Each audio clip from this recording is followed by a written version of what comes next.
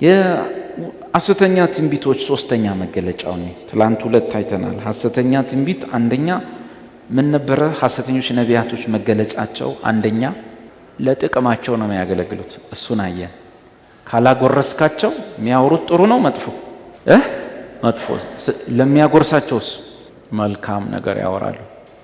ቅልጥም ላበላቸው ይተነበያሉ ነው ምንድን ያለው ደረጀ ከበደ ዘማሪ አየን። እሱ ሁለተኛው ትላንት ያየነው ሰው መስማት የሚፈልገውን ነገር ብቻ ሰውየው ወይም ማህበሩ ደስ የሚያሰኘውን ነገር በመናገር ላይ ነው ትኩረት የሚያደርጉት።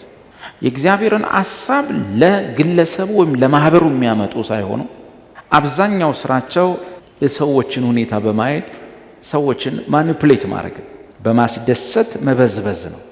በማስደሰት ሞኞችን ሴቶች ማታለል ነው። ደስ የሚያሰኛቸውን የኩርኩራ አገልግሎት። ጳውሎስ በጢሞቴዎስ መልእክት ላይ የጻፈው አንድ አስደናቂ ነገር አለ። በመጨረሻ ዘመን የሚነሱ እንደዚህ አይነት ሰዎች የገዛ የራሳቸውን የሆኑ አስተማሪዎች እየፈለጉ መዞር ይጀምራሉ አለ። ለምንድን ሲባል እነዛ ሰዎች ጆሮ የሚያሳክክ ነገር ነው የሚናገሩትና ይፈልጓቸዋል። ህዝቦቹ ሰዎቹ ይፈልጓቸዋል። ምን ማለት ነው ጆሮ የሚያሳክክ የሚል? እዚህ ቤት ውስጥ ሙጀሌ ይዞት የማያውቅ ሰው አለ? ካለ ያልታደለ ነው። ሙጀሌ በጣም ደስ የሚል ልምምድ በህይወት ውስጥ ያልፋል። ሙጀሌን ሲበላ የታችኋል። ሙጀሌ ግሩስ ሲገባ በተለይ እዚህ መሀል ላይ ሲገባ እንዴት እንደሚበላ ደስ ይላል። ተኝተ ማታ ባልጋ ነው ባንሶላ እንዲህ ስታረገው ደስ የሚል ስሜት አለ። በጣም ነው ደስ የሚለው። ማውጣትም ትፈልጋለህ ጠላት ስለሆነች፣ ደሞ ስትነካው ደስ የሚል ነገር አለ። ጳውሎስ የተጠቀመው እሷ ነገር እግር ላይ ሳትሆን ጆሮ ላይ ስትመጣ ጆሮ ላይ አድርጎ ሳላት ጳውሎስ ለመስማት ደስ የሚል ጆሮንም የሚያሳክክ ስለሆነ ይፈልጉታል አለ። ሰውየው በሚናገረው ቃል ያክላቸዋል። ከዛ ፕሮፌሳይ እንዲህ ደስ ይላል። ሰውየው የማከክ አገልግሎት ነው ያለው። የማከክ አገልግሎት፣ ህዝቡም የማሳከክ አገልግሎት። የማሳከክ እሷ ጀርባ ላይ የሆነ ነገር ብላ እጅ አልደርስ ብሎ አንድ ወንድም መጥቶ እህት መታ እሱ ጋር በእናትህ ወይ በቃ እሱ ጋር ከክልኝ ይባላል። በመንፈሳዊ ነገር እሱ አይነት አገልግሎት አለ ጳውሎስ። ስለዚህ ህዝቡ የሚመጣው የሚያሳክከውን ለማሳከክ ነው። ኢኮኖሚ ይሆናል ያሳከከው፣ የሆነ ነገር ይሆናል ያሳከከው። በኢትዮጵያ ኮንቴክስት ነው አይደል? እንግዲህ የሚያሳክከን ይለያያል። መቼስ ዱባይ ላይ ሄደ ኳታር፣ ኩዌት እየኖርክ ኢኮኖሚ አያሳክም። 3-4 መኪና ቆመ 3-4 ቪላ ሰርተ እግዚአብሔር እንዲህ ይልሃል አንድ መኪና ሰጠው ይላል ቢል እኔ 3 አለኝ ነው። ስለዚህ ኢትዮጵያ ውስጥ ያለው የማከክ አገልግሎት ኩዌት ላይ ይሰራል። እዛ ደግሞ ይሄን የሚያሳክከው ሌላ ነገር ይሆናል። ብቻ እንደየሰፈራችን የሚያሳክከን ነገር ይለያያል። እና ያችን የማሳከክ አገልግሎት ነቢዩም ሁለተኛ ላይ ያየነው የማከኩን አገልግሎት ታዩለታላችሁ። ፕሮፌሰር የእግዚአብሔር ሰው ተንብይ የእግዚአብሔር ሰው እውነት ነው እያልክ የምትቀጥልበት ቀላል ነው። እኛ ሀገር ለማከክ በዙሪያ የሚገዳደር ነገር ያለው ብዬ ለማንም ሰው እዚያ አስነስቼ ብናገር ያምናል። ሁሉም እዚህ ቤት ውስጥ በዙሪያው የሚገዳደረው ነገር ስላለ ቀላል ነው። የሽሞ በል ትንቢት አለ። ሽሞ ታውቃላችሁ? ዝም ብለህ ታሻማለህ። አንዱ እዚህ ውስጥ ለኔ ነው ይላል። እዚህ ውስጥ 2 ትዳር የምትፈልጉ ሰዎች አላችሁ ብል 12 ነው የሚነሳው። ግን ደግነቱ ምንድነው? ተነስ ስል ብዙዎቹ አይነሱ። 2 አላችሁ በጣም ትዳር የምትፈልጉ ስል አንዱ ጨክዶ ይነሳል።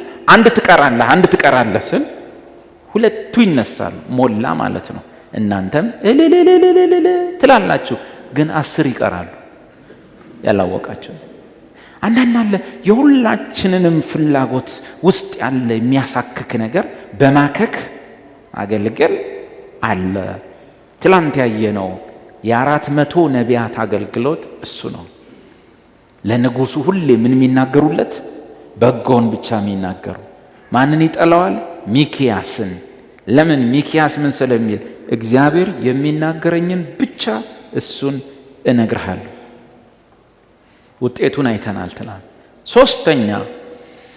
ሶስተኛ ሐሰተኞች ነቢያቶች ምልክታቸው ከእግዚአብሔር የሆነውን ሳይሆን ከልባቸው እያወጡ ይናገራሉ። እግዚአብሔር ብሎ አይደለም የሚሉት ያንን ነገር። ሐሰተኞቹን ነው የምላቸው። እግዚአብሔር የተናገረውን ሳይሆን ወይም ያለውን ሳይሆን ከልባቸው እያወጡ ነው የሚናገሩት። ሳይላኩ ነው የሚሄዱት። እግዚአብሔር ላከኝ ሰደደኝ ብለው ሳይላኩ ይሄዳሉ። እግዚአብሔር ምንም ሳይናገር ነው የሚናገሩት ተናገረኝ ብለው። ጥቅሶች እያወጣን እነዚህን ሰዎች እንያቸው። እግረ መንገድ ጎረቤታችሁ ያሉትንም ተመሳሳይ ሰዎች እያሰባቸዋቸው ከራስ አውጥቶ ከሁኔታዎች ጋር አገናኝቶ ነገሮችን ገምግሞ የሰውን ፊት አጥንቶ ከዚያ ተነስቶ ወይ ሰውን አለባበስ አይቶ ወይ የሰውን ሁኔታ ፊት አንቦ የሚነገሩ ትንቢቶች የሐሰተኞች ትንቢቶች እና በዛው ከሰነበቱም የሐሰተኞች ነቢያቶች መገለጫ። በየቲክቶኩ የምታዩቸው ሰው እየደወለ የሚያታልላቸው ነቢይ ነን የሚሉ ሰዎች፣ ሰው እየደወለ የእግዚአብሔር ሰው ተንብይልኝ እንደዚህ ነው፣ ጠላት አለሽ ምን አለሽ፣ አዎ የእግዚአብሔር ሰው እህት አለሽ፣ አዎ 3 ናቸው፣ አዎ እንደዚህ ነው፣ አዎ ሁሉን አዎ ሲሉት እንኳን አይጠራጠርም። መጨረሻ ላይ እስካሁን ያወራኸው ውሸት ነው፣ አንተ አጭበርባሪ ሰርተ ብላ እያሉ ይወጣሉ ሰዎች። እንደዚህ አይነት አደጋ ውስጥ የሚገቡ ሰዎች በዛው የሚቀጥሉ ከሆነ ምንም ጥርጥር የለውም ማይጸጸቱ ስለሆኑ በድንገት ተሳስቼ ነው ብቻ የሚሉ ሳይሆኑ ሐሰተኞች ናቸው። ስራቸው ነው ማለት ነው በሐሰት ማገልገል። ሰው ሊቀባዥር ይችላል፣ ደንግጦ ሊመለስ ይችላል። ሰው ሊሳሳት ይችላል፣ ሊመለስ ይችላል። እነዚህ የሚጸኑቱ ግን ከራሳቸው እያወጡ የሚናገሩ ሰዎች ግን ወደ ሐሰተኛ ነቢይነት እየሄዱ ያሉ ወይንም የሆኑ ሰዎች ናቸው። ደፋሮቹ እንደዚህ ናቸው። ሰማይ ቤት እጄ የጸጉር ቁርጥ ተምር መጣው፣ አሁን ይሄ የተቆረጥኩት ሰማይ ቤት እጄ መጣ ነው፣ 3ቱ ሰማይ ነው ምናምን የሚለው ሰው እሱ ሲጀመር ሕክምና ነው መታከም ያለበት። እመቤቴን አይቼ ሲኦል ገብቼ የዛሬ ሳምንት ደግሞ ሄዳለሁኝ ማርያምን አይቼ መለሳለሁ፣ ጸልዩልኝ በሰላም እንድመለስ። አሁን እነሱ ሐሰተኛ ነቢይ አይባሉ። እነዚህ ሐሰተኛ ነቢያት አይደሉም። እነዚህ ሌላ ኬዝ ነው ያለባቸው። ሌላ አገር ላይ ቢሆኑ እጅ እግራቸው ተይዞ ሕክምና ነው የሚደረግላቸው። ትሪትመንት ሁሉ አለው፣ ሕክምና ሁሉ አለው። ብዙ አሉ እንደዚህ። በሌላ ሀገር ቢሆን እጅ እግራቸው ተይዞ 3-7 የሚጠመቁ ናቸው። የስነ ልቦና ችግር ያለባቸው ናቸው። እኔ ለሐሰተኛ ነቢይነትም የሚበቁ አይደሉም። ማንም ሕፃን ሊሰማቸው እንኳን የማይችል ናቸው።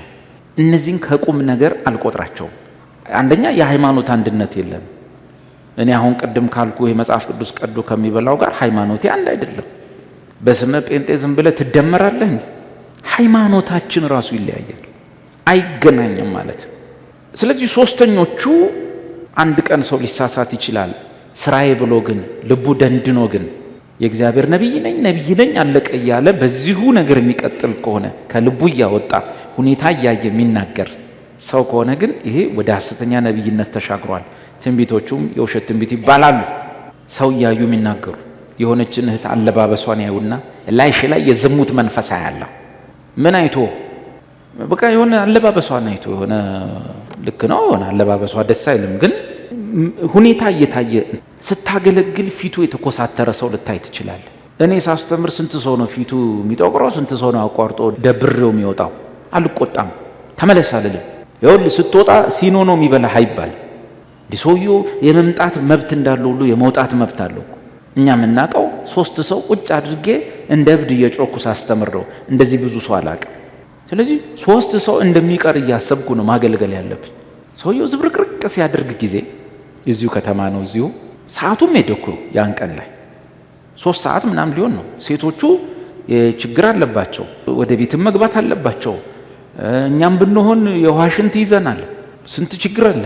ጉባኤ ሲረዝም አትወጧትም አለ፣ በር አዘጋ። አትወጡም። ምን መጨረሻ በሩ ላይ ምን አደረገ? ሶፍት አጋድሙልኝ አለ። በሩ ላይ ሶፍት፣ እቺን ሶፍት አልፈ እግር ሲወጣ መኪና ይበልሃል። ሃሌሉያ። ሰው አያልቅም ወይ?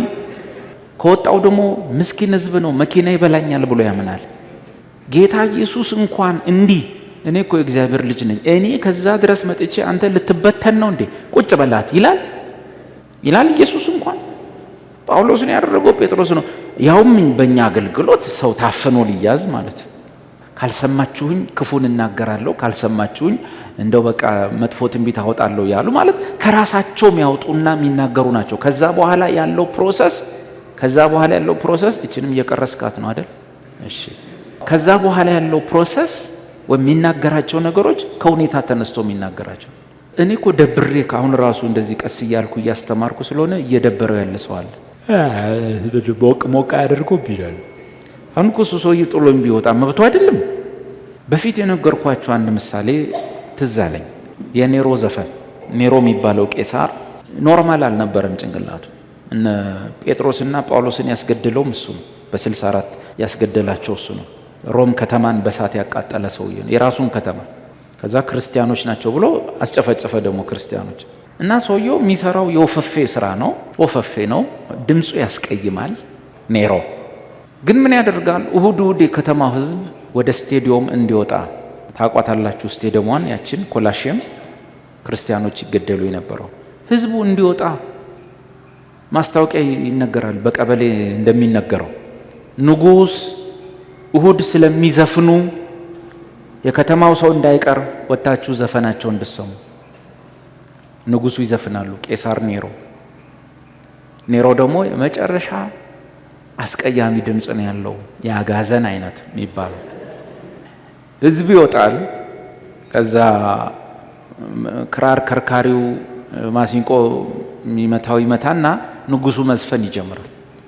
እሱ በቃ ካላለ በቀር መበተን የለም። ክራር ይመታል፣ ማሲንቆ ይመታል። በዛ አስቀያሚ ድምፁ ለመዝፈን ይሞክራል። ያለ ይዘፍናል። አንድ ዘፈን ሲጨርስ ያ ሁሉ ህዝብ ቆሞ ማጨብጨብ አለበት። ቆሞ ያጨበጭባሉ።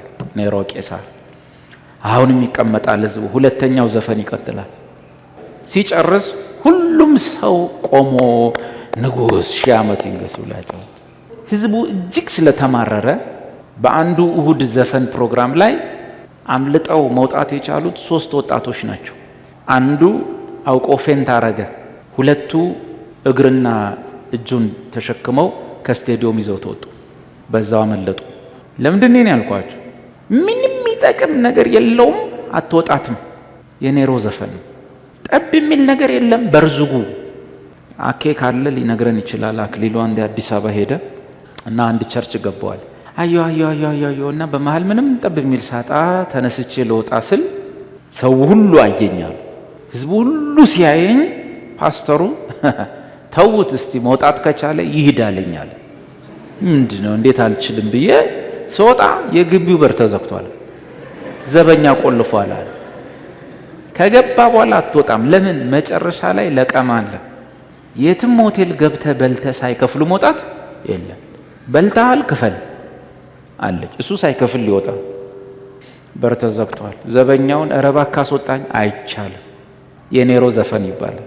ይህን ሁሉ ሳወራ ከእግዚአብሔር ያልሆነ ከራሳቸው አውጥተው በመናገር የሚታወቁ ነቢያቶች ጉባኤና ሁኔታን እያዩ እያስጨነቁ ወይም ፊትን እያነበቡ ማገልገል የሐሰተኛ ትንቢት ማረጋገጫ ነው። አንድ ጥቅስ ሄደን ሐሰተኞች ነቢያት ነገሮችና ዙሪያቸውን አጥንተው ከራሳቸው አውጥተው የሚናገሩ ናቸው። አንደኛ ነገሥት 13ን እናጥና። እግዚአብሔር ሳይልካቸው የሚላኩ ናቸው። ይሄ ታሪክ ለብቻው እናየዋለን ወሳኝ ስለሆነ። አንደኛ ነገሥት 13 ላይ ያለውን ታሪክ ነው። እነሆም አንድ የእግዚአብሔር ሰው በእግዚአብሔር ቃል ከይሁዳ ደቡብ ነው፣ የእስራኤል ደቡብ ምድር ነው ይሁዳ፣ ወደ ቤቴል መጣ። ወደ ሰሜን ማለት ነው መጣ። ኢዮርብዓምም ንጉሱ ማለት ነው ዕጣን እያጠነ በመሰዊያው አጠገብ ቆሞ ነበር። መሰዊያ ያለው ኢየሩሳሌም ነው። መስዋዕት የሚቀርበው ኢየሩሳሌም ነው። በኢየሩሳሌም ካልሆነ በሌላ ቦታ መሰዊያ መስራትም ማጠንም ክልክል ሆኖ ሳለ ነገር ግን የእስራኤል ንጉሥ ስለሆነ ከይሁዳ ንጉሥ ጋር ሕዝቡ ይተባበርብኛል ብሎ ስለሰጋ ወደ ኢየሩሳሌም እንዳይሄዱ በይሁዳ ከተማ ያለው ዋናው መቅደስ ጋር ሕዝቡ እንዳይሄድ አግዶ መሰዊያና ማጠኛ ሰርቶ በላይኛው ምድር በስተሰሜን ምድር ባለው የእስራኤል ግዛት ኢዮርብዓም ዕጣን እያጠነል ቆሟል። ማን መጣ? ከይሁዳ ምድር ከኢየሩሳሌም መቅደሱ ካለበት መሰዊያው ካለበት አገር የእግዚአብሔር ሰው በእግዚአብሔር ቃል ከይሁዳ ወደ ቤቴል መጣ። ኢዮርብዓም ዕጣን እያጠነ በመሰዊያው አጠገብ ቆሞ ነበር። በመሰዊያውም ላይ መሰዊያ ሆይ እግዚአብሔር እንዲህ ይላል። ማን ነው የሚለው? ከይሁዳ የመጣው ነቢይ። እነሆ ስሙ ኢዮስያስ የሚባል ልጅ ለዳዊት ቤት ይወለዳል። ዕጣንም የሚያጥኑብን የኮረብታ መስገጃዎቹን ካህናት ይሰዋብሃል፣ የሰዎቹንም አጥንት ያቃጥልብሃል ብሎ በእግዚአብሔር ቃል ጮኸ። የብሉይ ኪዳን ትንቢት ነው። እንደ ወረደ ፊደል በፊደል ምንም ሳይጨምር በውስጡ የመጣ ሳይሆን በእግዚአብሔር ቃል የመጣ ነው። ዳይሬክት ሪቬሌሽን ነው። እንዳለ ተናገረ። በዚያም ቀን እግዚአብሔር የተናገረው ምልክት ይህ ነው፣ እነሆ መሰዊያው ይሰነጠቃል፣ በላዩም ያለው አመድ ይፈሳል ብሎ ምልክት ሰጠ። ትንቢቱ ልክ መሆኑን ለማሳየት ልብ በሉ። የሰሜኑ ንጉሥ ኢዮርብዓም ማጠኛ ይዞ እያጠነ ነው ከይሁዳ ነቢዩ የመጣው። በመሰዊያው ላይ ትንቢት ተናገረ። መሰዊያ ሆይ ለዳዊት ቤት ኢዮስያስ የሚባል ንጉሥ ይነሳል። በዚህ ላይ የሚፈጸመው ነገር ላይ ፍርድ የሚያመጣ ንጉሥ። እዚህ ጋር ያገለገሉ ነን የሚሉትን ካህናት በዚህ መሰዊያ ላይ የሚያቃጥላቸው ንጉሥ እግዚአብሔር ያስነሳል። ለዚህ ምልክት እንዲሆን አሁን መሰዊያው ለሁለት ይሰነጠቃል አለ፣ አመዱም በላዩ ይፈሳል ብሎ ምልክት ሰጠ። ንጉሡም የእግዚአብሔር ሰው በቤቴል ባለው መሰዊያ ላይ የጮኸውን ነገር በሰማ ጊዜ ኢዮርብዓምም እጁን ከመሰዊያው አንስቶ ያዙት አለ። በእርሱም ላይ የዘረጋት እጅ ደረቀች። ንጉሡ ተናደደ። የሰዋ ያለ ስለነበረ መጥቶ ከይሁዳ ነቢዩ የተናገረው በእግዚአብሔር ቃል ተበሳጨና እንዴት ተደፈርኩ አለና ያዙት ሲል የዘረጋት እጁ እንዲህ ብላ ቀረች። ሊመልስ ሲል አይመለስም ሲል አይመለስም ሲል አይመለስም። ኧረ መልሱልኝ ቢል እንዲህ ብሎ ይቀር አልመለሳለች። ሐዋርያት ሥራ መጽሐፍ ላይ ለካ እንዲህ የሚለው በማን ነው ይላል? በኢየሱስ ነው። በብሉይ ኪዳን በክርስቶስ ነው። በእርሱ ሕያዋን ሆነን እንኖራለን እንንቀሳቀስማለን ይላል። ያዙት አለ። በእርሱም ላይ ዘረጋት እጅ ደረቀች። ወደ እርሱም ይመልሳት ዘንድ አልተቻለውም። አቤት ታንኪ አንተ እውነተኛ አምላክ ነህ። እንዲህ አድርገህ ማስቀረት ትችላለህ። የእግዚአብሔርም ሰው በእግዚአብሔር ቃል እንደሰጠው ምልክት መሰዊያው ተሰነጠቀ። ንጉሡ እጁ እንዲህ እንደቆመ እንደ ትንቢቱ ደግሞ መሰዊያው እዛው ለሁለት ካካካካካ ብሎ ተሰነጠቀ። አመዱም ከመሰዊያው ፈሰሰ። ንጉሡም የእግዚአብሔርን ሰው አሁን የአምላክህን የእግዚአብሔርን ፊት ለምን፣ እጄም ወደ እኔ ትመለስ ዘንድ ስለ እኔ ጸልይ አለው። የእግዚአብሔርም ሰው እግዚአብሔርን ለመነ። የንጉሡም እጅ ወደ እርሱ ተመለሰች፣ እንደ ቀድሞም ሆነች። አለ ስንት ዓመት ሙሉ ከኔ ጋር ሲኖር የራሴ መስሎኛል። ለካ በእስራኤል አምላክ ነው እጅ የሚንቀሳቀሰው። ንጉሡም የእግዚአብሔርን ሰው እንደው እነዚህ ነቢይ መጋበዝ ይወዳሉ።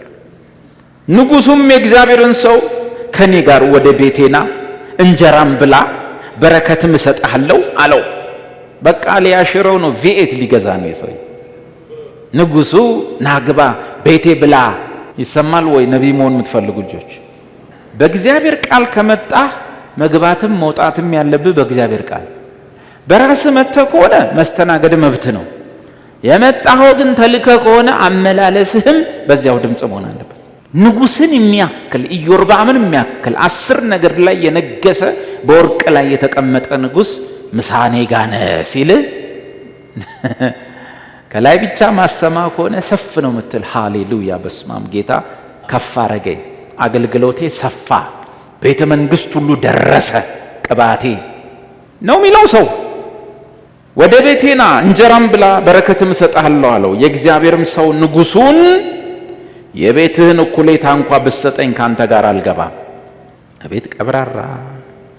በዚህ ስፍራ እንጀራ አልበላም ውሃም አልጠጣም፣ እንጀራ አትብላ ውሃም አትጠጣ፣ በመጣህበትም መንገድ አትመለስ በሚል በእግዚአብሔር ቃል ታዝዣለሁና።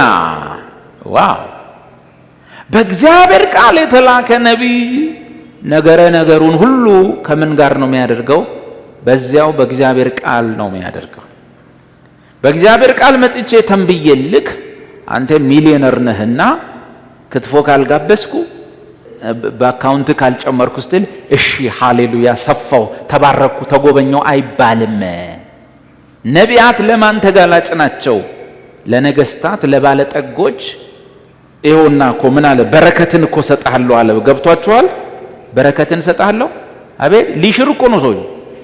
በቃ ሀብት ባብት ሊሆን በቃ ሌሎች ነቢያቶች አሉ ንጉሱ ደረጃ ቤተ መንግስት ደረጃ ቅባታቸው አልደረሰም ብሎ በቪኤት ውሃ እየረጨ ሊያልፍ እኮ ነው። ግን ይሄ ሰው ምን አለ? በእግዚአብሔር ቃል እንዲህ ተብያለሁ፣ እንዳትበላ እዚህ ከተማ፣ እንዳትጠጣ እዚህ ከተማ፣ በመጣህበት መንገድ እንዳትመለስ ተብዬ በእግዚአብሔር ቃል ታዝዣለሁና አለ። በሌላ መንገድ ሄደ፣ ወደ ቤቴል በመጣበት መንገድ አልተመለሰም። እስካሁን ጥሩ ነው መጣ፣ አገለገለ፣ በእግዚአብሔር ቃል ነው የመጣው፣ በእግዚአብሔር ቃል ነው የተመለሰው። በጣም አሪፍ ነው። ንጉሥን የሚያክል ሰው እንኳን ያቀረበለት ግብዣና የስጦታ በረከት እንዴ ያለች ጊፍት ጨቅ ያለ ብር በአንድ ጊዜ ተስፈንጥሮ ሚሊዮኖች አካውንት ውስጥ ዱብ ሊሉ ሲል አልተታለለም። የነቢይ ፈተናው ይሄ ነው። የትንቢት ፈተናው ይሄ ነው። ሶስት ነገር ተናግረ ብዙ ሰው ሲሳካለት ሌላውን መኪናውን ይደረድርልሃል፣ በር ላይ ሾንድርልኝ ይልሃል። ፈተናው ይሄ ነው። አሁን ችግሩ ምንድነው? ሐሰተኞች ነቢያት አንዱ መገለጫቸው እግዚአብሔር ያላለውን እግዚአብሔር ይላል ብለው ከእግዚአብሔር እየሰሙ ብዙ ዓመት ስላገለገሉ ከእግዚአብሔር እየሰሙ ወይም እግዚአብሔር የሆነውን ስላቀበሉ እንኳን የሆነ ቀን ከራሳቸው አያወሩም ብለን እንዳታስብ ተጠንቀቅ። ሁልጊዜ ከእግዚአብሔር ቃል ጋር ተመሳሳይ ነው አይደለም ብለ ማጥናት ቼክ ማድረግ አለብህ። ትላንት እንደ እግዚአብሔር ቃል ተንብዬ ቢሆን፣ ትላንት እንደ እግዚአብሔር ቃል ተንብዮ ቢሆን፣ ትላንት ከእግዚአብሔር ቃል ጋር የሚስማማ የትንቢት ጸሎት ጸልዮልህ ቢሆን እንኳ ያ ሰውዬ ሁሌ ትንቢቱ የማይመረመር ነው ብለ መዘናጋት የለብህ። የዛሬ ዓመትም ሲናገር በእግዚአብሔር ቃል፣ የዛሬ 3 ዓመትም ሲናገር በእግዚአብሔር ቃል ቼክ ካላደረክ ቀጥሎ ያለው አደጋ ውስጥ ትወድቃለህ። ይሄ ነቢይ በእግዚአብሔር ቃል ነው ትንቢቱ የተመሰረተው፣ በእግዚአብሔር ቃል ነው አገልግሎ የተመለሰው። ንጉሥን የሚያክል እንኳን ያዘጋጀለት ስጦታና በረከት፣ ግብዣ፣ ምሳ፣ የቤተ መንግስት ወዘተ ቅባቴ አደገ ተመነደገ ብሎ አልተታለለም፣ አልተሸወደም።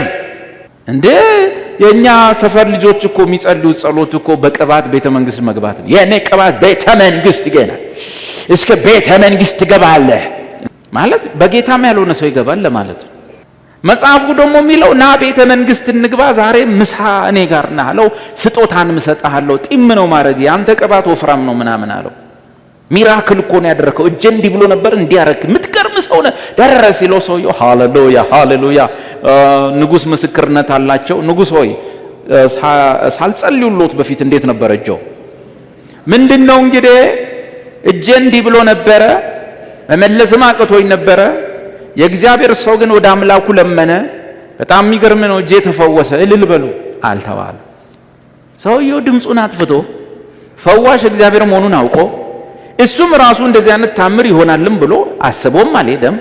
የሄደው በእግዚአብሔር ቃል ነው፣ የተመለሰው እንደ እግዚአብሔር ቃል ነው። ግን ምን ሆነ? ሐሰተኞች ነቢያቶች መገለጫቸው እግዚአብሔር ያላለውን አለ በማለት ሲሆን፣ እነዚህ ሰዎች ግን የማታለል አቅማቸው ከፍተኛ ነው። እስቲኒ ታሪኩን ነው። አሁን እንደ እግዚአብሔር ቃል ነው ይሄ ሰው እየሄደ ያለው እስካሁን። እችን አሽሙር ተመልከቱ። በቤቴልም አንድ ሽማግሌ ነቢይ ይቀመጥ ነበር። አባቱ ይርዳኝ። የት ቤቴል። ቤቴል የት ነው? ቅድም መሰዊያው የነበረበት፣ ንጉሱ የነበረበት፣ ኢዮርብዓም የነበረበት። ይሄ እውነተኛ ነቢይ ከየት ነው ግን የመጣው? ከይሁዳ ከደቡብ ነው የመጣው። ማን ተቀምጧል ግን እዛ ቤቴል? ለካ ከበፊት ጀምሮ የተቀመጠ ሽማግሌ ነቢይ ነበር።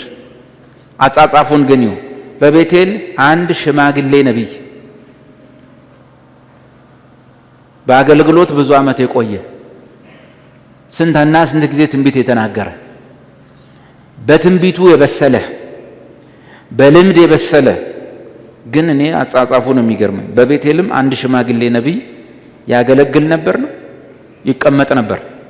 አቤት ይቀመጥ ነው። ስራው ምንድነው? እሱ ተቀምጦ ነቢይ ከየት መጣ? አያችሁ፣ ኢዮርብዓም ባለበት መሰዊያ ባለበት ከተማ ነቢይ ከይሁዳ ድረስ ሄደው ማን ተቀምጦ ነው? እዛ ከተማ ውስጥ ሽማግሌው ነቢይ ተቀምጦ ነው። ምንድነው የሚሰራው? ነቢይ ከሌላ ቦታ እስኪመጣ ይህ ሰውዬ ምን ይሰራል? ምን ብሎ ነበር? ተቀምጦ ነበር።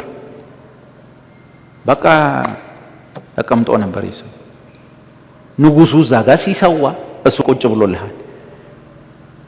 ይሄ ሰውዬ የእግዚአብሔርን ሐሳብና መልእክት ለንጉሱ ማድረስ የማይችልበት ደረጃ ላይ የደረሰ ሰው ነው። ለንጉሱ ማቅረብ የማይችልበት። ስለዚህ እግዚአብሔር እሱ እዛ ተቀምጦ የድሮ ልምዱን ሲያካፍል ድሮ እኮ እንደዚህ ሆነን በዚህ ወተን በዚህ ገብተን የድሮ ቅባቴ ድሮ አገልግሎቴ ድሮ ገና ስጸልይ አጋንንት ይጮሁ ነበረ፣ ድሮ እንደዚህ ነበረ፣ ድሮ እንዲህ ነበር እያለ የተረከ ነቢይ ከየት መጣለት? ከይሁዳ ድረስ ከደቡብ አገር ድረስ ሰሜን ድረስ ሄዶ ያ ሰው ያገለገለ። ማን ግን በቤቴል ተቀምጧል? ሽማግሌው ነቢይ በቤቴል የተቀመጠ ነው። ቁጭ ያለ ነው የተረከ የድሮ ዝናውን እንደ ከሰራ አረብ የድሮ መዝገቡን ያገላብጣል ይባላል። ድሮ እኮ ያለ ድሮ ከ10 ዓመት በፊት ሱቅ ውስጥ የሸጠውን ዕቃ ማየት ይጀምራል። ይሄ ተቀማጭ ነቢይ ምን ሆነ? ታሪኩን ተከታተሉ። በቤቴልም አንድ ሽማግሌ ነቢይ ይቀመጥ ነበር። ልብ በሉ፣ ይህ ሰውዬ ነቢይ ነው። በአገልግሎቱ ደግሞ ብዙ ዓመት እንዳገለገለ ማሳያው ሽማግሌ ነው። እግዚአብሔር ደግሞ እሱን የገለጠበት መንገድ እንዴት ከደቡብ ድረስ እስከ ሰሜን ሌላ ነቢይ ትልካል ሲባል ይሄ እዚህ ምን ብሎ ነበር? ተቀምጦ ነበር። ልጆቹም ወደ እርሱ መጥተው የነቢዩ ሽማግሌ ልጆች ማለት ነው ወደ እርሱ መጥተው በዚያ ቀን የእግዚአብሔር ሰው ማለት ከይሁዳ የመጣው ሰው ማለት ነው በቤቴል ያደረገውን ሥራ ሁሉ ነገሩት። ደግሞም ለንጉሱ የተናገረውን ቃል ሁሉ ለአባታቸው ነገሩት። አባታቸውም በማናቸው መንገድ ሄደ አላቸው። የሽማግሌው ነቢይ ልጆቹ መጥተው አረ አንተ እኮ እዚህ ተቀምጠ ነቢይ ከይሁዳ መጥቶ ንጉሱን እንዲተናገሩት የንጉሱ እጅ ደርቃ ከዛ በኋላ ንጉሱ ጸልይልን ብሎ ተፈውሶ ግባ ሲለው ሁሉ አልገባ ብሎ ብላ ሲለው ሁሉ አልበላ ብሎ ሄደ ብለው ሲነግሩት ልጆቹ አረ በየት በኩል ሄደ አላቸው። ልጆቹም ከይሁዳ የመጣው የእግዚአብሔር ሰው የሄደበትን መንገድ አመለከቱት። ልጆቹንም አህያውን ጫኑልኝ አላቸው። አህያውንም በጫኑለት ጊዜ ተቀመጠበት። ከእግዚአብሔር ሰው በኋላ ሄደ።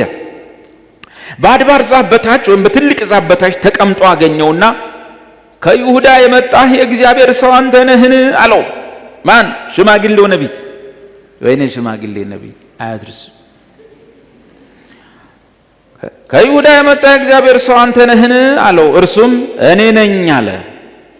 እርሱም ከእኔ ጋር ወደ ቤቴና እንጀራም ብላ አለው። እርሱም ከአንተ ጋር መለስና እገባ ዘንድ አይቻለኝም።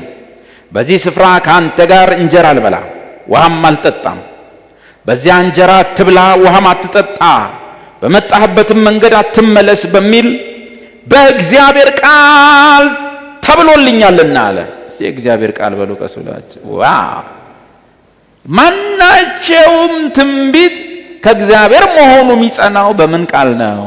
እግዚአብሔር ቃል።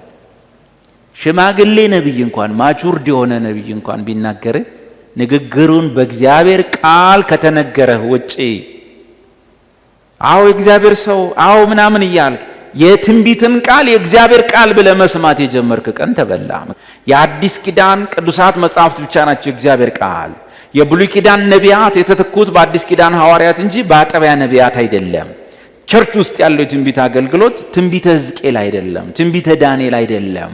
እነዛ አውቶሪቴቲቭ ዳይሬክት ሪቬሌሽንስ ናቸው ብለን ጨርሰናል።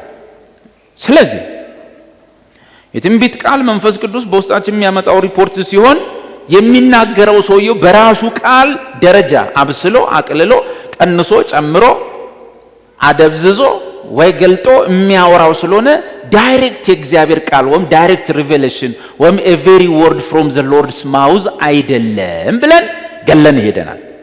ስለዚህ አንዳንድ ሰው እኮ የእግዚአብሔር ቃል አለኝ ምን የሚል ታገባለህ አንድ ቀን የሚል የእግዚአብሔር ቃልማ ይሄንን እድሜ ሲደርስ አግባ ነው የሚለው የእግዚአብሔር ቃል ብሎ ግን ይሄ ሰውዬ የሆነ ቀን አንድ ነብይ የነገረው ለብዙ ሰዎች የእግዚአብሔር ቃል አለኝ ወይም ቃል አለኝ የሚሉ ሰንበዴ የተናገረላቸው እንጂ ይሄንን ወስደው አይደለም። ስለዚህ ቁጭ ብሎ ይጠበቅና ቃል አለኝ መቼም ጌታ ተናግሮኛል እውነተኛ ነገር ነው እኔ ገጠመንን እኮ ነው መነግር ቃል አለኝ ነው የሚለው ቃል አለኝ። ከዛ እንግዲህ እንደዚህ አይነቱ ሰው ቃል አለኝ የሚፈጸም እግዚአብሔር ያለ 40 ዓመት ቃል አለኝ 50 ዓመት አእምሮህን እንኳን እንዳትጠቀም ነው የምትሆነው። አእምሮህን እንኳን እንዳትጠቀምበት። አሁን የዚህን ሰውዬ ታሪክ ልጨርስላችሁ። የሽማግሌ ሰውዬን ና እንብላ ሲለው ይሄ ከይሁዳው ነቢይ ምን አለ? በዚህ ቦታ እንጀራ አልበላም ውሃም አልጠጣም፣ በዚህ እንጀራ አትብላ አትጠጣ፣ በመጣበት መንገድ አትመለስ በሚል በእግዚአብሔር ቃል ተብሎልኛልና አለ። እርሱም ያ ሽማግሌው ነቢይ ወይ ንጉሥ ያላታለለውን እኮ ነቢይ ነው የሚያታልለው። እርሱም እኔ ደግሞ እንዳንተ ነቢይ ነኝ። ተቀማጭ ነቢይ እሱ እዛ ቁጭ ብሎ ነው ነቢይ ሆኖ ቁጭ ብሎ ነው ከይሁዳ ነቢይ የመጣው። እኔ ደግሞ እንዳንተ ነቢይ ነኝ። መልአክም አየህ ሲያስመስለው አመጣው አነጋገሩ ልምድ አለው። አይ ብዙ ዓመት እንዴት እንደሚነገር አገላለጤን ያውቃል። እናም ሰዎች በቃ ስለሚችሉ ይተነብያሉ። መጥቶ ሳይሆን ስለሚችሉ ትንቢት እንዴት እንደሚነገር አይታችሁታል። የሆነ ሙስሊም ድሮ ጴንጤ ነበር ይሆናል ይመስለኛል። እሱ ሙስሊሙ ነብይ ሆኖ በቲክቶክ ሙስሊም እኮ ታጊያውን አውድቆ ምናምን ሃሌሉያ ሃሌሉያ ራዱና ማስክሬ ባጃላ ዲያስ የገባችሁ ይገባሉ። ጠላት ያለው ጠላት እውነት ነው ማት ነገር ብሏቸው ብለው መጨረሻ ውሸቴን ነው እሺ እኔ ሙስሊም ነኝ ይላል። አይታችሁታል እሱን ልጅ እንዴት እንደሚጫወትባቸው። ሙስሊም እኮ ወይኔ እውነት ነው ይላል። አንዳንድ ነገር አለ ቅድም እንዳልኩ በሽሞ በለው 5 ዳር ፈላጊ ያላችሁ ብል 15 ስላሉ ሁሉም ዛሬ እኮ ቸርች ሄጄ ጌታ ተናገረኝ ይላሉ። ለእኔ ነው ቀጥታ ይላሉ። ለአንቺ ብቻ አይደለም ብዙ ናቸው። ሁሉም በየቤቱ ገብቶ ዛሬ ጌታ ተናገረኝ ሊል ይችላል። እና ይሄ ሰውዬ ምን እንዳለው ታውቃላችሁ? እኔ ደግሞ እንዳንተ ነቢይ ነኝ። መልአክም እንጀራ ይበላ ዘንድ ውሃም ይጠጣ ዘንድ ከአንተ ጋር ወደ ቤት መልሰው ብሎ በእግዚአብሔር ቃል ተናገረኝ አለው። ዋሽቶም ተናገረው። ከእርሱም ጋር ተመለሰ፣ በቤቱም እንጀራ በላ ውሃም ጠጣ። አይ ይሄ ነቢይ የሽማግሌ ነቢይ ከእግዚአብሔር የተነገረውን ነው የሚናገረው። ከልቡ አውጥቶ ግን አገላለጧ ሁሌ የተለመደች ነች። ቅባቷ እንዳለች ነች። የጌታ መላእክት እያለ ወደ እኔ መጣና ይሄ ሰው የተመለስ በለው በቤት ይግባና ይብላ ይላል ይጠጣ አለ። ሰውየውም አገላለጡ አነጋገሩ ያው ማቹርድ የሆነ የብዙ ዓመት ነቢይ ነው። እንዲህ በማጭበርበር በየቸርቹ እድሜ ጨረሰ ነቢይ ነው። እንዴት እንደሚናገር የትጋም እንደሚል በደንብ ያውቃል። ስለሚችልበት ሲናገር ሰውየው ተመለሰልህ። እስኪ የትኛውም የትንቢት ድምጽ በሉ ከተገለጠልኝ የእግዚአብሔር ቃል አይበልጥም በሉ። ተመለሰ። ይሄ በአንድ ወቅት ብዙ ዓመት እግዚአብሔርን ያገለገለ ሽማግሌ ነቢይ፣ መቼስ ነቢይ ነውና የፈለገ ግን ልምድ ኖርም አንዳንድ ሰዎች ይህን ልምድና ነቢይነት ለምን ይጠቀሙበታል? በአስፈላጊ ሰዓት የልባቸውን ለመናገር ይጠቀሙበታል። በውስጣቸው ያሰቡትን የራሳቸውን ምኞትና ሐሳብ ለመናገር ይጠቀሙበታል። ከዚህ ሽማግሌ ነቢይ ተጠንቀቅ። ምን ሆነ መሰላቸው? ቁጭ አለልህና አብሮ እንጀራ በላ፣ ቤቱ ገብቶ ውሃ ጠጣ። ቀጥሉት፣ ጉድ ሊሆን እኮ ነው። ቁጥር 20 በማዕድም ተቀምጠው ሳሉ የእግዚአብሔር ቃል ወደ መለሰው ነቢይ ማለት ወደ ሽማግሌው መጣ። አሁን ገና ማን መጣ? ትክክለኛ የእግዚአብሔር ቃል መጣ። ወደዚህ ሐሰተኛ ነቢይ ቅድም በውሸት ፈጥሮ ወዳወራው ነቢይ መቼስ ብዙ ዓመት እግዚአብሔርን ያገለገለ ነው። አሁን እንደ ዲሮ በትክክለኛ መንገድ ነቢይ ነውና አሁን ገና ትክክለኛ ቃል መጣ። እዛ ቤት ውስጥ እየበሉ እያሉ ወደ ሽማግሌው ነቢይ የእግዚአብሔር ቃል መጣ። ከይሁዳም ወደ መጣውም ወደ እግዚአብሔር ሰው እግዚአብሔር እንዲህ ይላል። ሽማግሌው እኮ እግዚአብሔር እንዲህ ይላል፣ በእግዚአብሔር አፍ ላይ አምፀሃልና አምላክ እግዚአብሔር ያዘዘን ትእዛዝ አልጠበክምና ተመልሰም እንጀራ አትብላ ውሃም አትጠጣ ባለ ስፍራ እንጀራ በልተሃልና ውሃም ጠጥተሃልና ሬሳ ወደ አባቶች መቃብር አይደርስም ብሎ ጮኸ። አያናድድም? ሽማግሌ ሰው ምን አይነት ሽማግሌ! ይሄን ገና እየለመለመ ያለ ነቢይ ለሞት አበቃው፣ ገደለው በትንቢቱ። ብዙ ዓመት ያገለገለ ነውና ያነጋገር ዘይቤውም ብዙ ዓመት ለማገልገሉ ምስክር ነውና አምኖት ሄደ። ወገኖቼ እግዚአብሔር በቃሉ ከገለጠላችሁ የሚበልጥ ማንኛውም ትንቢት ከእግዚአብሔር አይደለም። በእግዚአብሔር ቃል ከተገለጠላችሁ ዕውቀት የሚበልጥ ትንቢት ይገላችኋል። ደስ አይልም። የሚገርመው እኮ ራሱ ነው እግዚአብሔር አለኝ ብሎ ያመጣው። እግዚአብሔር ግን በዚሁ ሰውዬ አፍ ያንን ልጅ ገለሃለሁ አለው፣ ትሞታለህ አለው።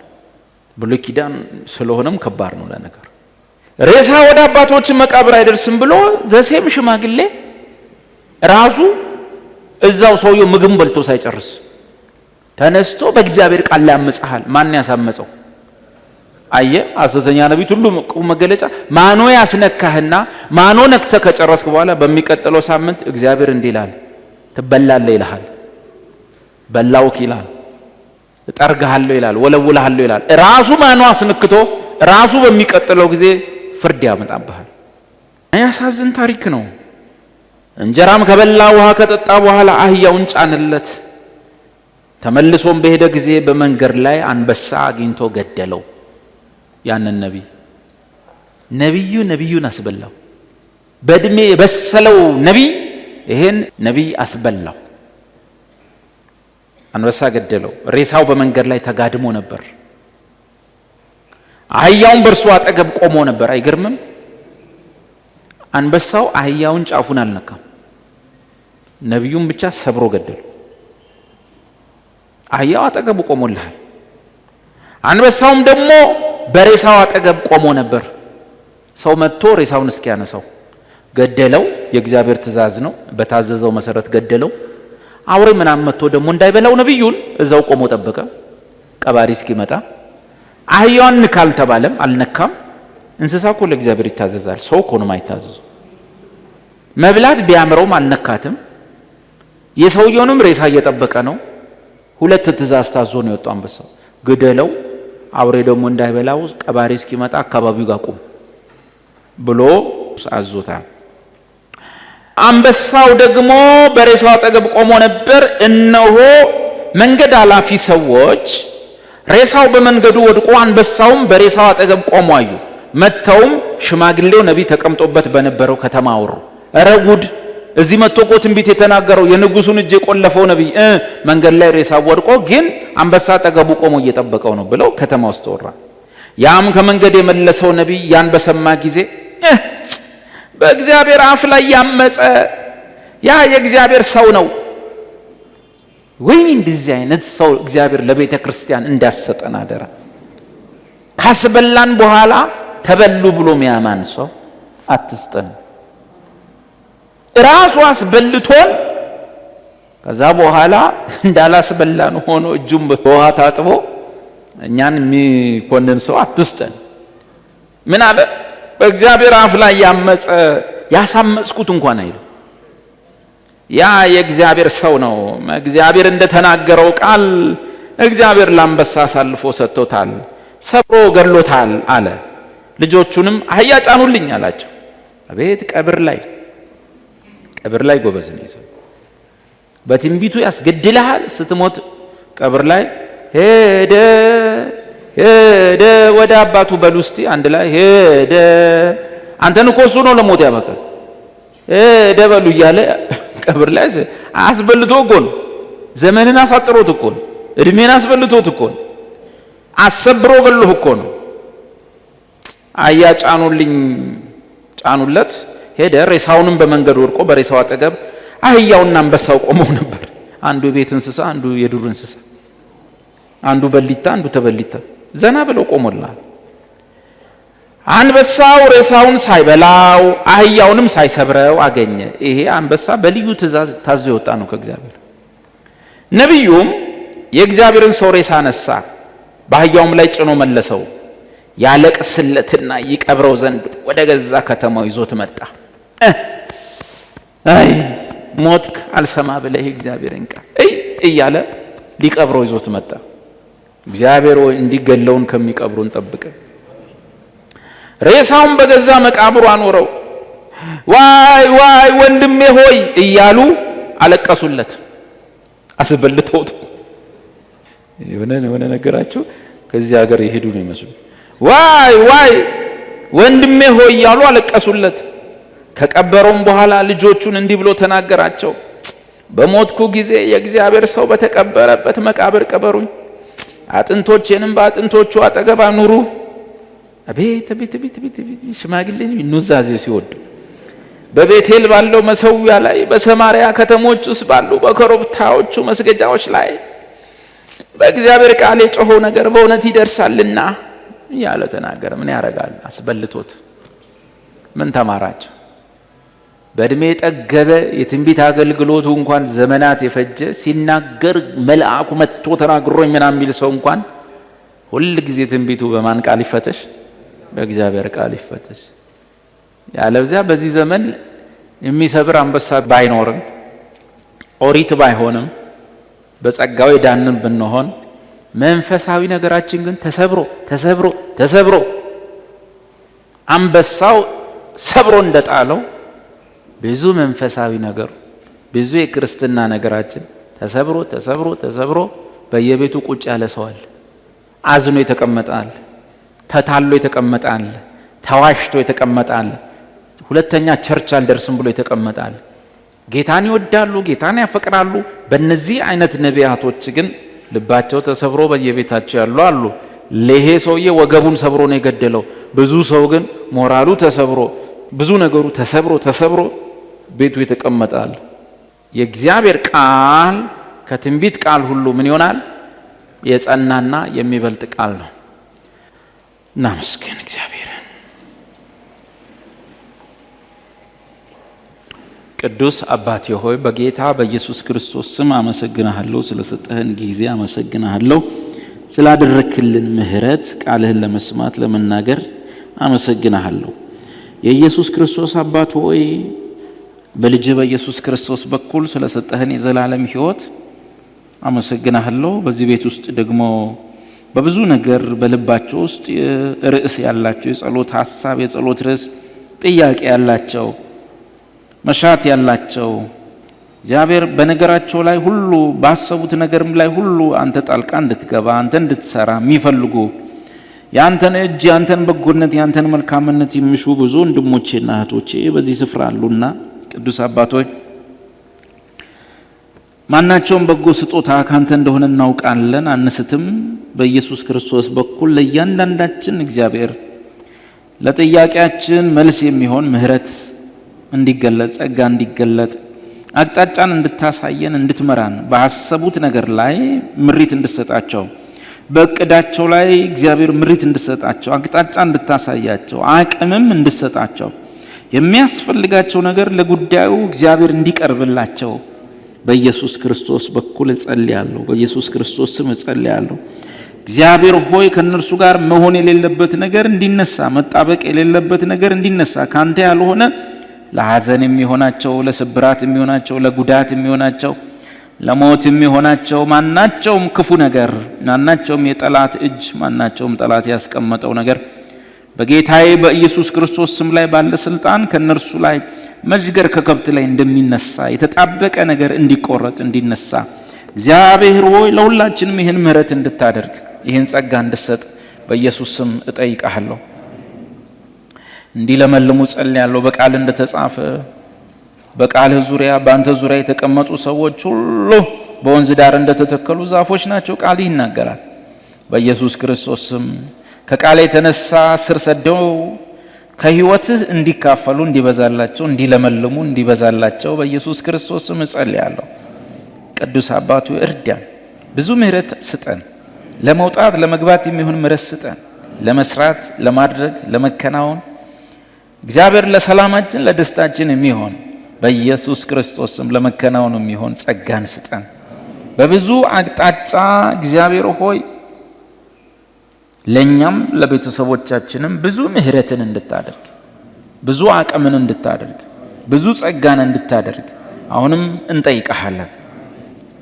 አንተ ካረዳህን አንተ ካላገስከን አንተ በእኛ ህይወት ላይ መልካምነትህ ካልበዛ እግዚአብሔር እንደምናምነን እንደሚጠፉነን እግዚአብሔር ሆይ ዘመናችንም ከንቱ እንደሆነ እናውቃለን፣ እንደምፋሎት እንደሆነ እናውቃለን፣ እንደሚደርቅ ሳር እንደሚረግፍ አበባ እንደሆነ በቃል ተጽፏል እናውቃለን። በዚህ ዘመን ውስጥ ሁሉ ምህረት ብዙ ትሆንልን እግዚአብሔር ሆይ እናብብን ለመልም ዘንድ ሰላማችንም ብዙ ይሆን ዘንድ ኢየሱስን መቅመስ ይብዛልን። እሱን እግዚአብሔር ሆይ ማየት ይብዛልን። በሱ ደስታ ውስጥ መሰንበት ይብዛልን። ኢየሱስን አብዛልን፣ ልጅህን አብዛልን። በሁሉ ነገር ውስጥ በሱ ፍቅር ልባችንን ያዘው፣ በሱ ፍቅር ልባችንን ደግፈው፣ እንድናፈቅረው የሚሆን ጸጋና ምህረት ይደረግልን። እናመሰግናለን። ጠያቂያቸውን ርዕሳቸውን መሻታቸውን አንተ ታውቃለህ። ካሰቡት በላይ የምታደርግ መጽሐፍ እንደሚናገር ከለመነው በላይ ሊሰጠን የሚችል ተብሎ ተጽፏልና እግዚአብሔር ሆይ ለወንድሞቼና ለእህቶቼ ያልጠበቁትን ያላሰቡትን ቸርነት አድርግ፣ ያላሰቡትን ያልጠበቁትን በጎነት አድርግ። እግዚአብሔር ጸጋህን ሰምቶ በክርስቶስ አርፎ ልቡ ተደላድሎ ያፈረ ሰው አላውቅም።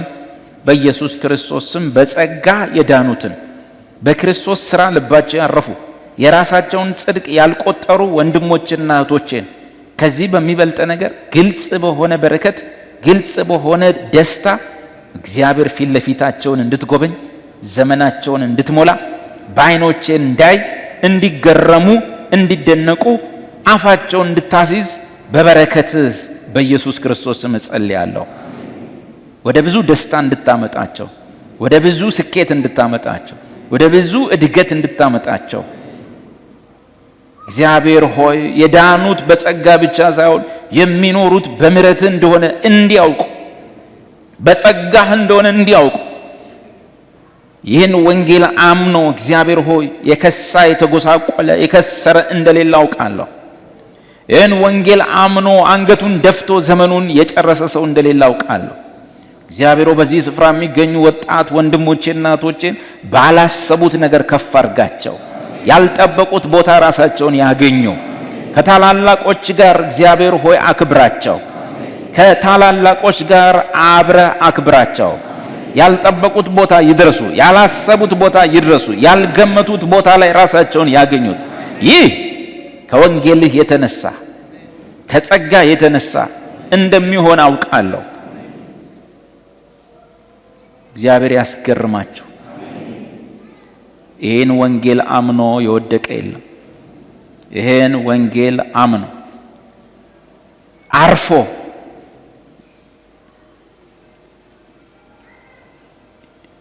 አርፎ ያረፈ ሰው እግዚአብሔር ያስገርመዋል።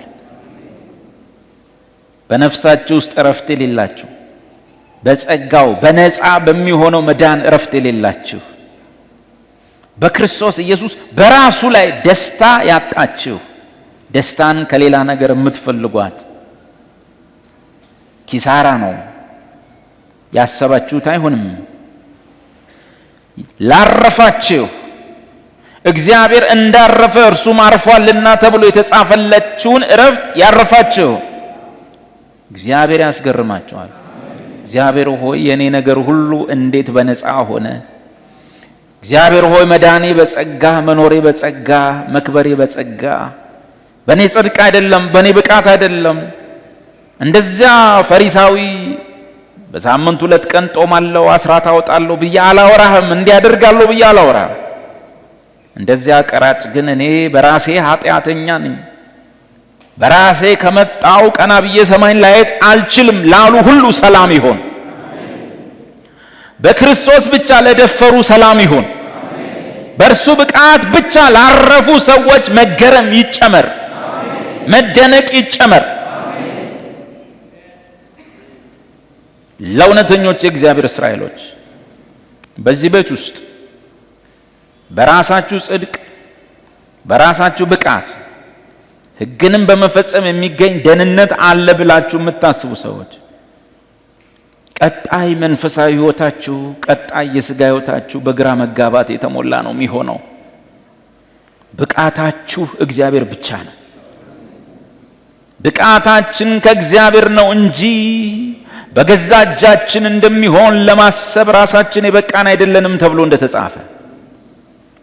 ነገር ግን ኢየሱስ በሰራላችሁ ብቻ ያረፋችሁ፣ ደካማና ኃጢአተኛ ሥጋ ለበስ መሆናችሁን አውቃችሁ በሥጋ ኃጢአትን የኮነነውን ኢየሱስን ላመናችሁ፣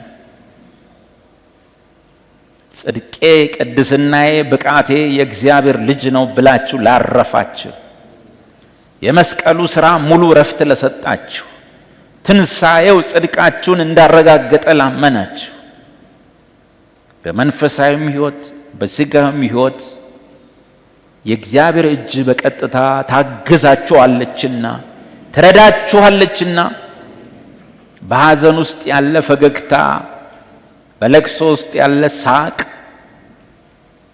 እግዚአብሔር ያስለምዳችኋልና እንደ ሌሎች በሐዘን ወደ መቃብር አትወርዱ። ማናቸውም በሰው ላይ ደርሶ በሐዘን ወደ መቃብር የሚያወርደው ነገር በእናንተ ሕይወት ላይ ሲመጣ በመንፈስ ቅዱስ በሆነ ደግሞ ሐሴትና ደስታ እግዚአብሔር ልባችሁን ሞልቶ ያጸናናዋል። በሞት ላይ ትስቃላችሁ፣ በሐዘን ውስጥ ደስታ፣ በለቅሶ ውስጥ ሳቅ። እግዚአብሔር እንዲህ አድርጎ ይህችን ምድር በዚህም ላይ ያለውን ዓለም አሸናፊ ሆነን እንኖራለን። ደብዝዘን አንሞትም። አጎንብሰን አንገት ደፍተን ሽበታችን ወደ መቃብር አትወርድም። ኢየሱስ ከኛ ጋር፣ ኢየሱስ በእኛ ውስጥ አለ። ትቶን አልሄድም። ተከናወኑ፣ ይቅናላችሁ። ከትላንት ይልቅ ኢየሱስ በጣም ይሰማችሁ። በጣም በአካባቢያችሁ ላይ መዓዛው ይታወቃችሁ። ከውስጥ በሆነ በኢየሱስ ማንነት በመንፈስ ቅዱስ ሕልውና የሚሆን በቃሉ ትዝታ የሚሆን ደስታ ልባችሁን ይጠብቅ፣ ልባችሁን ይሙላው። በማይነገር ደስታና ሐሴት ደስ ይበላችሁ። ተከናውኑ፣ ይቅናላችሁ። ስለ ኢየሱስ እናመሰግንሃለን። በቅዱሱ በኢየሱስ ስም አሜን።